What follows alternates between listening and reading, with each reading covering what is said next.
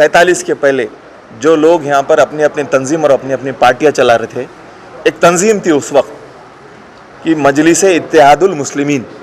तो उस तंजीम के जो बानी है पाकिस्तानी चले गए ना, वो कहाँ गए? जब भिवंडी से लग रहा था, मालेगांव से लग रहा था, धुलिया से लग रहा था, बम्बई 1992 में से लग रही थी, जब कौन था? जब भी तो ये लोग इख्तिदार में थे, जब इनके बाप दादा थे, ये खुद थे, ये कहाँ गए थे? ये हबीब मिल्लत, नकीब मिल्लत, क्यों थी इनकी खिल्लत? मैं ये पूछना चाहता हूँ आप लोगों के माध्यम से। जब कोई था तो अबू आसिम आजमी था, वही मर्द मुजाहिद था। और मेरे बात का जवाब आप मुझे दो, जो मैंने कहा है, जब कहाँ थे आप लोग? उत्तर प्रदेश में इंशाअल्लाह ताला ये दो नहीं, ऐसे 20 भी लोग गए तो वहाँ कुछ होने वाला नहीं है। और आपने देखा जो कार्यक्रम हुआ, पश्चिम विधानसभा के अध्यक्ष के नेतृत्व में सैकड़ों की तादाद में संदीप भाई के साथ लोग जुड़े हैं। और समाजवादी पार्टी आने वाले वक्तों में जो म्यूनसिपल इलेक्शन होने जा रहे हैं औरंगाबाद शहर के अंदर, सर हमने देखा है मीडिया के माध्यम से कि एक बार अबू आसिम साहब के मुंह से जुमला निकल गया था कि जो मुस्लिम लीडरशिप चाहता है वो पाकिस्तान चले जाए। क्या बताना चाहेंगे कि आप लोकतंत्र है तो उनका बोलने का अंदाज क्या था, या वो क्या कहना चाहते थे? देखिए, सन 47 में हिंदुस्तान आज़ाद हुआ और वाकई में 47 के पहले जो लोग यहाँ पर अपनी अपनी तंजीम और अपनी अपनी पार्टियाँ चला रहे थे, एक तंजीम थी उस वक्त कि मजलिस-ए-इत्तेहादुल मुस्लिमीन। तो उस तंजीम के जो बानी है पाकिस्तानी चले गए ना, वो कहाँ गए? पाकिस्तान में ही चले गए वो। तो अबू आसिम आज़मी साहब का आज के वक्त में जो बयान था वो इसलिए था कि आज 135 करोड़ के ऊपर आबादी हो चुकी है और मुस्लिम 20 से 25 करोड़ इस मुल्क के अंदर है। तो आप मुझे बताइए कि क्या मुस्लिम क़यादत पूरे हिंदुस्तान में उभर सकती है क्या? 135 के आगे हम टिक सकते हैं क्या? उन्होंने जो कहा बखूबी सही अंदाज में कहा। आज समाजवादी पार्टी के जो बानी है राम मनोहर जी लोहिया है, और 1992 में फिर से समाजवादी पार्टी नया रूप लेके उभरी थी, उसके बानी है मुलायम सिंह जी यादव हैं। आज राष्ट्रवादी पार्टी के जो बानी है शरद पवार साहब है। आज कांग्रेस पार्टी में जो है तो सोनिया जी और अभी प्रियंका जी, ये सब लेके चल रहे हैं कांग्रेस पार्टी को। ऐसे कई पार्टियाँ आप देखेंगे जो नॉन मुस्लिम लोग ही बड़े बड़े ओहदे के ऊपर बैठे हुए हैं। तो हम एक मुसलमान की ताकत हिंदुस्तान में नहीं बना सकते। हम जो है तो सिर्फ एक सुई नहीं चल सकते, क्योंकि ये देश जो है ये देश जो है सभी जात धर्म के लोग यहाँ पर रहते हैं और इसमें डेमोक्रेसी बनी हुई है। भारत रत्न डॉक्टर बाबा साहब अम्बेडकर ने जो घटना बनाई हुई है सभी समाज के लोगों के लिए बनाई हुई है। कोई एक समाज यहाँ पर राज नहीं कर सकता, ये गलतफहमी है, यही उनका कहना था। कई लोग जो है तो मुस्लिम क़यादत हिंदुस्तान में देखना चाहते हैं, लेकिन आज के हालात में वो पॉसिबल नहीं है। ये अबू आसिम आज़मी साहब का बोलना था, लेकिन उसको लेकर कई लोगों ने जो बयानबाजी करे, कई लोगों ने जो अबू आसिम साहब को जो क्रिटिसाइज़ करे, मैं उन लोगों को ये बोलना चाहता हूँ कि वो दिन याद करो जब अबू आसिम आज़मी साहब ने जी इसी मराठवाड़ा के बच्चों का जो है तो मसला उठाए थे दिल्ली बम्बई की असेंबली से लेकर पार्लियामेंट तक, और वो बच्चे आज अपने अपने घरों में अपनी ज़िंदगी जी रहे हैं। जो 7 साल टाडा जैसी कोर्ट ताजा जैसी सज़ा जो भुगत के आए, वो बच्चों के लिए कौन लड़ा? अबू आसिम आज़मी लड़े। इशरत जहाँ जो अपने दोस्त के साथ गुजरात में घूमने को गई थी, उसको टेररिस्ट बोल के उसको शूट किया गया, उस वक्त उसकी डेड बॉडी किसने लाया? एक ही मर्द मुजाहिद था, वो तो अबू आसिम आज़मी। और जब भिवंडी से लग रहा था, मालेगांव से लग रहा था, धुलिया से लग रहा था, बम्बई 1992 में से लग रही थी, जब कौन था? जब भी तो ये लोग इख्तिदार में थे, जब इनके बाप दादा थे, ये खुद थे, ये कहाँ गए थे? ये हबीब मिल्लत, नकीब मिल्लत, क्यों थी इनकी खिल्लत? मैं ये पूछना चाहता हूँ आप लोगों के माध्यम से। जब कोई था तो अबू आसिम आज़मी था, वही मर्द मुजाहिद था। आज क्यों ये अबू आसिम आज़मी साहब को क्रिटिसाइज कर रहे हैं? माफ करना भाइयों दोस्तों, मैं अबू आसिम के साथ जब से मैंने दूध के दांत गिरे, जब से मैं अबू आसिम के साथ घूमता हूँ मैं वो मील का पत्थर हूँ, मैं एक एक गवाही दे सकता हूँ। तो क्यों अबू आसिम को आपने क्रिटिसाइज किया? आप अबू आसिम को क्रिटिसाइज नहीं कर सकते। इस अबू आसिम आज़मी का ना सिर्फ मुसलमानों पे बल्कि दलितों पे, आदिवासियों पे और ऐसे कई समाज के ऊपर एहसानात है। और मैं ये चाहूँगा कि अबू आसिम आज़मी साहब को कभी आप गलत मत बोलो। उन्होंने जो कहा है सही कहा है, और मेरे बात का जवाब आप मुझे दो, जो मैंने कहा है। जब कहाँ थे आप लोग? और इंशाअल्लाह ताला आने वाले चुनाव में ना सिर्फ हम महाराष्ट्र में बल्कि उत्तर प्रदेश में ये जा रहे हैं, ये हमारा जो है तो समाजवादी पार्टी को डिफ्रेंशिएट करने के लिए जा रहे हैं। अगर ये समाजवादी की पार्टी की ताकत बनाने के लिए जाते थे, समाजवादी को सपोर्ट करने जाते थे, तो हम इनको समझ सकते थे, क्योंकि समाजवादी पार्टी ने हमेशा सेकुलर लोगों को, सेकुलर पार्टियों को साथ दिया है, चाहे वो हमारा साथ दे या न दे। आप महाराष्ट्र में देखो, जब गवर्नमेंट बनने जा रही थी तब अबू आसिम ने सबसे बड़ा रोल अदा किया था। हयात होटल के अंदर 3 दिन वो खुद थे, सारे तीनों चारों पार्टियों के लोग हयात होटल में मौजूद थे। कौन था उस वक्त शेर के जैसा खड़ा हुआ? एक ही अबू आसिम था। और आज महाराष्ट्र के अंदर गवर्नमेंट बनी, लेकिन कुछ खुफरिका परस्तों को ये चुभ रहा है, गवर्नमेंट को किसी भी तरह से गिराने की कोशिश कर रहे हैं। और ना सिर्फ महाराष्ट्र में, आपने देखा बिहार में जाके एक सेकुलर पार्टी को गिराने का काम किया, वही उत्तर प्रदेश में करेंगे। लेकिन भाइयों, उत्तर प्रदेश का वोटर समझदार है, वो किसी के बातों में आने वाला नहीं है, और वो सिर्फ अबू आसिम आजमी और अखिलेश जी को मानने वाला है, आजम खान को मानने वाला है। उत्तर प्रदेश में इंशाअल्लाह ताला ये दो नहीं, ऐसे 20 भी लोग गए तो वहां कुछ होने वाला नहीं है। वहां पर अगर चलता है तो अखिलेश जी का नाम चलता है, मुलायम सिंह जी का नाम चलता है, आजम खान का नाम चलता है, अबू आसिम का नाम चलता है, तो इनके आने जाने से कुछ होने वाला नहीं है। और अबू आसिम आजमी साहब ने जो कहा वही बात हम कहेंगे, क्योंकि इस मुल्क के अंदर हमको रहना है, तो बेशक हमको एक नॉन मुस्लिम क़यादत के पीछे चलना पड़ेगा, क्योंकि ये डेमोक्रेसी वाला देश है और यहाँ पर मेजॉरिटी के साथ हमको चलना पड़ेगा। ये बात मैं नहीं बोल रहा हूँ, ये बात अबू आसिम नहीं बोल रहे हैं, ये बात हमारे पैगंबर हजरत मोहम्मद मुस्तफ़ा सल्लल्लाहु ताला अलैहि वसल्लम ने कही है कि आप जिस मुल्क के अंदर रहते हैं उस मुल्क को मानो, उस मुल्क के जो है तो शरायत को मानते हुए आप दीन का काम करो। वही काम हम कर रहे हैं। सर, आज का आपका परवेश प्रोग्राम रहा और आने वाले चुनाव के अवसर पर एक खास करके औरंगाबाद जनता को आपकी तरफ से क्या संदेश है? देखिए, आज जो हमारे संदीप काड़े भाई समाजवादी पक्ष में ज्वाइन हुए हैं और हमारे औरंगाबाद शहर के शहर अध्यक्ष फैसल खान ने उनको पश्चिम विधानसभा का शहर अध्यक्ष की जिम्मेदारी दी है, तो आज ऐसे सिचुएशन में जबकि माहौल ऐसा बना हुआ है कि आज कभी भी इलेक्शन डिक्लेयर हो सकते हैं और संदीप काड़े एक उनके वार्ड में सक्षम व्यक्ति है, तो उन्होंने समाजवादी को पसंद किया।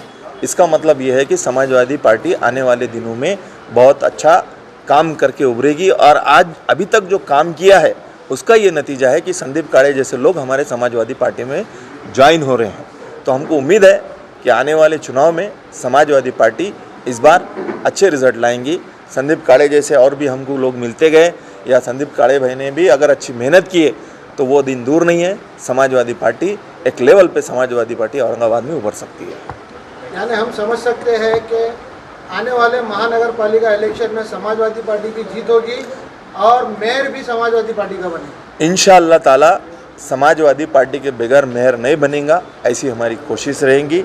और इज़्ज़ु मंतशा व ज़िल्लु मंतशा, मत देख के गुलशन में गुल आए कि खाक आए, ये देख के गुलशन में बाहर कैसी आए, इसको लेके हम काम करते हैं। और हमें फ़ख्र है कि हम हमारे क़ायद आमदार अबू आसिम आज़मी साहब के साथ काम कर रहे हैं।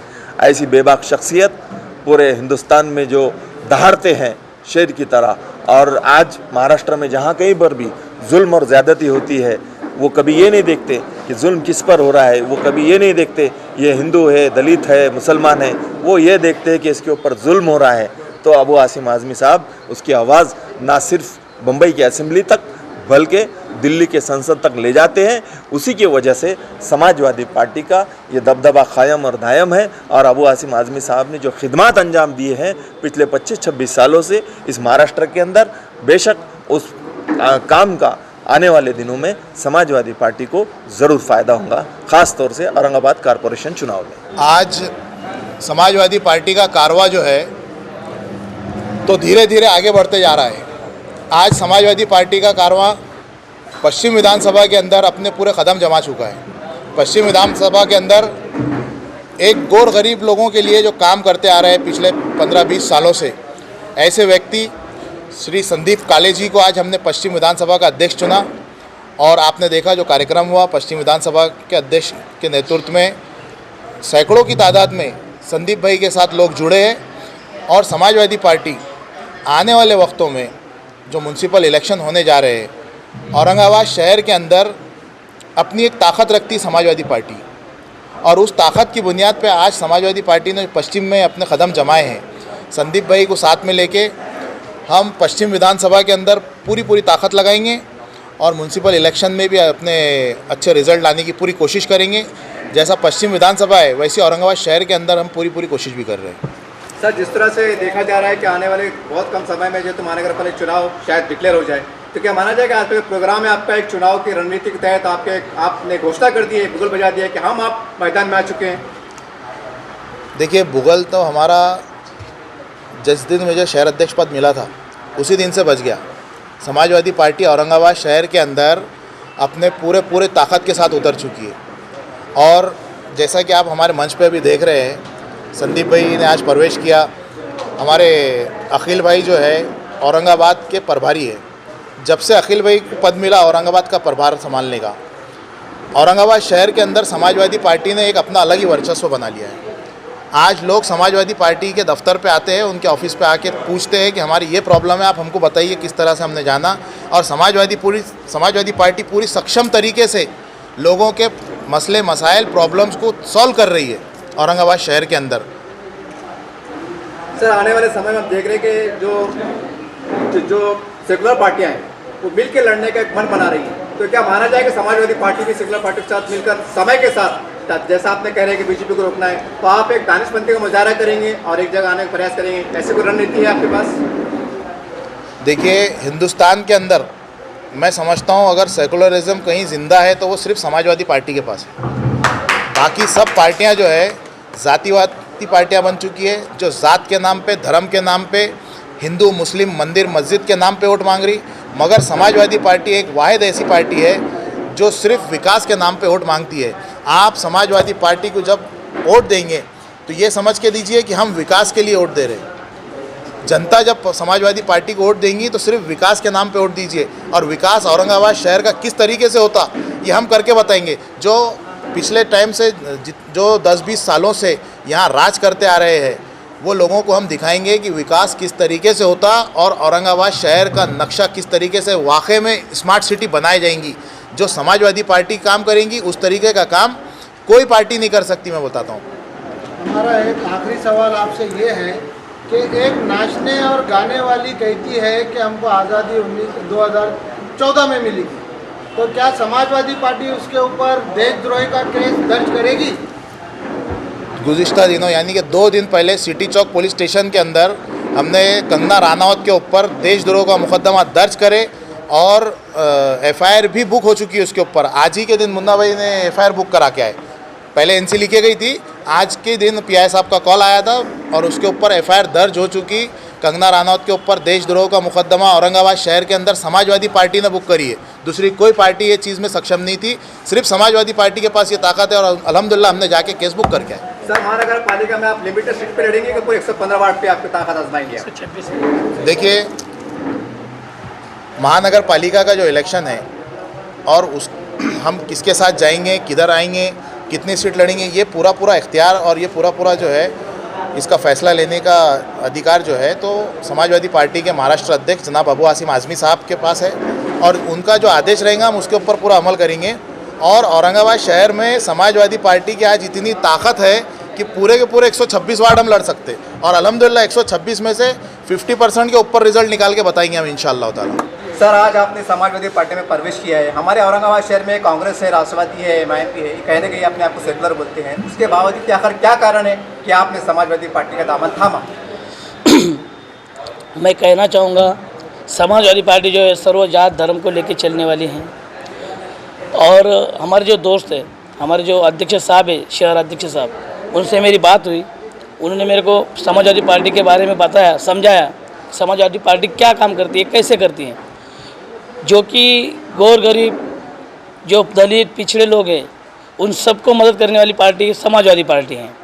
अभी के दौर में देखा जाए तो जातिवादी पार्टी बहुत सारी है और वो जातिवादी पार्टी में मेरा जाने का इंटरेस्ट नहीं था क्योंकि मैं एक समाज को लेकर चलने वाला आदमी नहीं हूँ।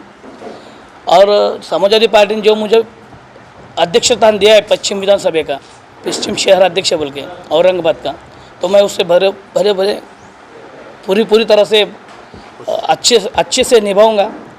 पश्चिम में बोले तो पश्चिम में पूरी ताकत लगा दी है हमने।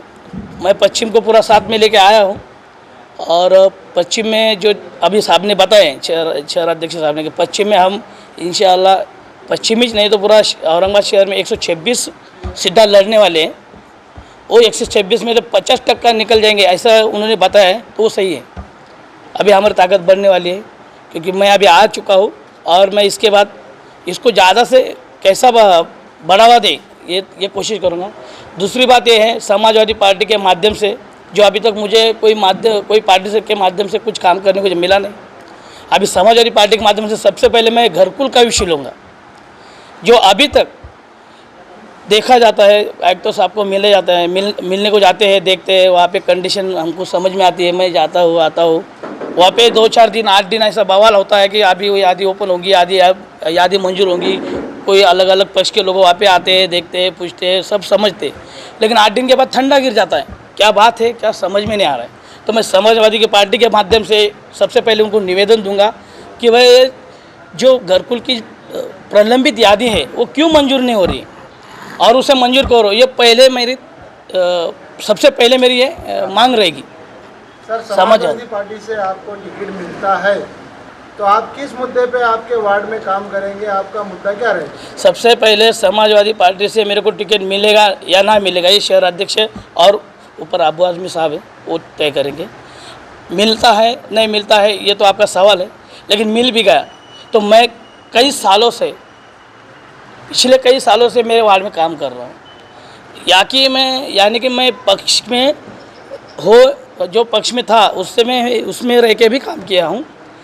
इसका मतलब ये नहीं कि मैं टिकट के वास्ते काम कर रहा हूँ या चुनाव लड़ने के वास्ते काम कर रहा हूँ। मैं सामाजिक कार्यकर्ता हूँ। मैं घरकुल के काम करता हूँ, घरकुल में लोगों के लिए काम करता हूँ, और बांधकाम कामगार जो रहते हैं, बांधकाम इमारत कामगार, उनके लिए काम करता हूँ, उनके फॉर्म भरता हूँ। ये सब जो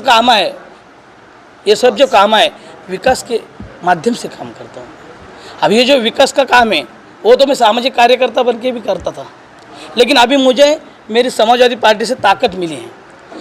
ये ताकत से मैं वो काम को ज़्यादा बढ़ावा दूंगा, वो काम अच्छी तरीके से होगा, ये इसकी कोशिश करूँगा। आपका नाम बताइए। मैं संदीप लक्ष्मण काले, पश्चिम विधानसभा का अध्यक्ष अभी नया बना हूँ, जो कि मुझे अभी शहर अध्यक्ष साहब और हमारे मान्यवर जो इधर बैठे हैं उन्होंने सब ने मुझे एक पद दिया है पश्चिम शहर अध्यक्ष बोल के औरंगाबाद का। तो वो भले मैं बहुत अच्छे से काम करूँगा, और मेरे जो साथ में जो आए हैं, मेरे जो साथ में जो जुड़े, उनको न्याय देने का काम करूँगा। मेरे साथ सैकड़ों लोगों ने चलिए, हमको आप ये बता दीजिए, आज आपका समाजवादी में प्रवेश हुआ और आपके साथ कितने लोग प्रवेश हुए? आज मैं समाजवादी में प्रवेश कर चुका हूँ। मुझे पश्चिम शहर अध्यक्ष पद मिला है। सिर्फ मैं अकेला नहीं हूँ, मेरे ये पक्ष में मैं अकेला नहीं आया हूँ, तो मेरे साथ में कम से कम 200-500 लोग आए हुए हैं। आप जो देख रहे हैं इधर का माहौल, ये जो माहौल है वही मेरा पक्ष में आने का तरीका है। और ये जो माहौल है ये खाली माहौल नहीं है, तो ये समाजवादी बन गए, समाजवादी पार्टी के समाजवादी कार्यकर्ते बन गए आज।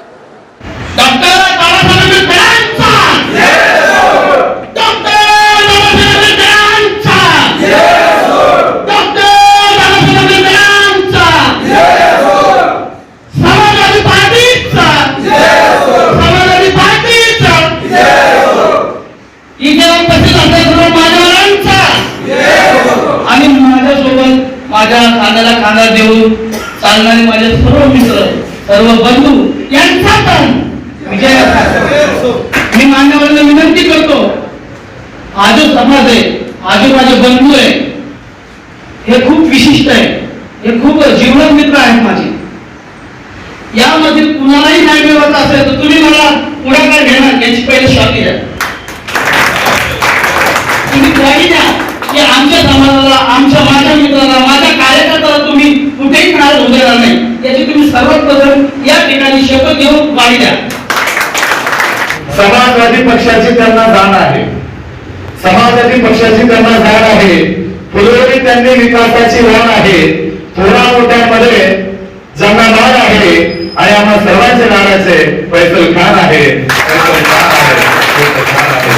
मैं रोहित राठौड़ होटल स्टेट पंजाब की तरफ से आप लोगों का हार्दिक अभिनंदन करता हूँ कि आप लोगों ने यहाँ पे मौका दिया इस तरह का आयोजन करने के। और thank you so much sir, आप आए और इसको एक सफल इवेंट बनाया और मैं उम्मीद करता हूँ कि इस तरह का आयोजन का मौका हमें बार बार मिलता रहेगा. त्यांना शुभेच्छा देतो तर त्यांनी ह्या पार्टीमध्ये येऊन सगळ्या लोकांसाठी, गरिबांसाठी, दीनदयाळसाठी, कोणत्याही जाती धर्माचा नसून ही जी पार्टीची ओळख आहे, मी हे ज्या पार्टीमध्ये आलो ती ही ओळख म्हणून आलो की ही पार्टी सगळ्यांना घेऊन चालणारी पार्टी आहे. कोणती विशिष्ट जाती धर्म सर्वांना घेऊन चालणारी पार्टी आहे. दीन दलित गरीब मुस्लिम हिंदू शीख ब्राह्मण हे सगळे जण मिळून ह्या पार्टीत पाठिंबा देत आहेत, चालत आहेत. तर ह्या पार्टीचं मिशन मी माझ्या दृष्टीनं असं ठरवलं, this party is goes to just like a darkness to bring darkness to light.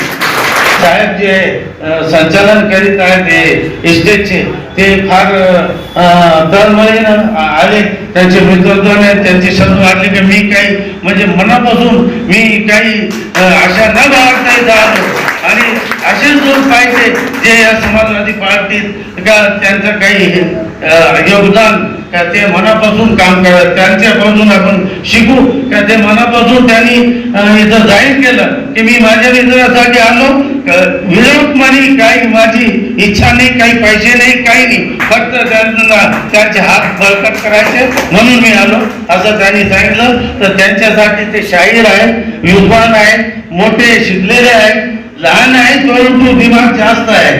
तर त्यांच्यासाठी मी एक दोन ओळी सांगतो. एक कविताकार आहे भूमिंदरकरच, त्यांनी आपल्या कवितेच्या माध्यमातून जनजागृतीचं, लोकहिताचं, देश कल्याणाचं, गोरगरिबांचा सूचनाने उपदेश केलेला आहे. ते एक कडवं माझ्या लक्षात आलं यांच्यासाठी, शाहीर साहेबासाठी. ते म्हणतायत आपल्या कवितेच्या एका कवितेतून, तुतारी ही कविता आहे, त्या कवितेचं एक कडवं मला ध्यानात आलं. तर मी त्यांनी सांगितलं आपल्या कवितेतून, जुने जाऊ द्या सोडून टाका, जुने जाऊ द्या सोडून टाका, गाडून किंवा पुरुणी टाका, गाडून किंवा पुरुणी टाका, सावध आहे का पुढल्या हाका, खांद्यास चला खांदा भिडून. ते त्यांचं हे उद्देश आहे. आपण सर्व मिळून जर चाललो तर निश्चितच आपली समाजवादी पार्टी बळकट होईल आणि आपल्या सर्वांचं कल्याण होईल. आणि विशेष म्हणजे गोरगरिबांचा आणि ज्यांना न्याय मिळत नाही, ज्यांच्यावर अत्याचार होतात, प्रत्येक बाबतीत आपलं सर्वांचं कल्याण होणार आहे. इतकं म्हणून मी माझे शब्द. और आप सभी के चहेते जिन्होंने आज समाजवादी पार्टी में प्रवेश किया है, संदीप काड़े, मैं सबसे पहले तो संदीप भाई को तहे दिल से एकदम मुबारकबाद देना चाहता हूं कि उन्होंने इतना बेहतरीन कार्यक्रम यहाँ आयोजित किया. और दूसरी एक मुबारकबाद आप सभी को ये भी है, एक खुशी का मौका ये भी है कि केंद्र सरकार ने 3 काले कानून जो किसानों पर लागू करे थे वो आज ही के दिन वापस लिए. तो ये दोनों कार्यक्रम एक ही दिन होना संदीप भाई के आगे बढ़ने की निशानी है. इस तरीके से समाजवादी पार्टी औरंगाबाद शहर के अंदर एक अपना अलग वर्चस्व रखती है. उसी तरीके से मैं समझता हूं आज संदीप भाई को हमने जो पश्चिम विधानसभा की जिम्मेदारी दी है, पश्चिम शहर अध्यक्ष की, तो मैं समझता हूं कि औरंगाबाद शहर के अंदर पश्चिम विधानसभा में सबसे ज्यादा काम अगर होगा तो संदीप भाई की निगरानी होगा. या देशामध्ये मागील 5 ते 7 वर्षापासून जे जातीवादी शक्ती तोड काढत आहे आणि फक्त पर्टिक्युलर काही जाती जमातींना टार्गेट करूनच ते काम करत आहे. दुसरं त्यांना काही विकासाचे मुद्दे माहित नाही. जेव्हा वोट घ्यायची वेळ आली होती, लोकांना आमिष दाखवलं, लोक आमिषाच्या बळी पडले, हिंदुत्वाच्या नादी गेले.